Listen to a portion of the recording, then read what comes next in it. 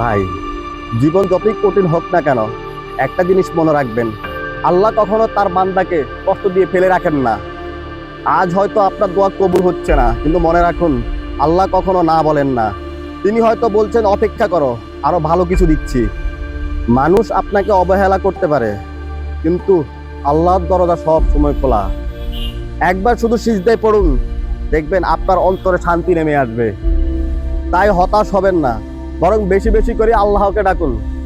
যে বান্দা আল্লাহকে ছেড়ে দেয়, সেই আসলে ব্যর্থ হন। আর যে বান্দা আল্লাহকে আঁকড়ে ধরেন, তার জীবনে সফলতা একদিন আসবেই। হ্যাঁ, ঠিকই শুনেছেন, তার জীবনে সফলতা একদিন আসবেই।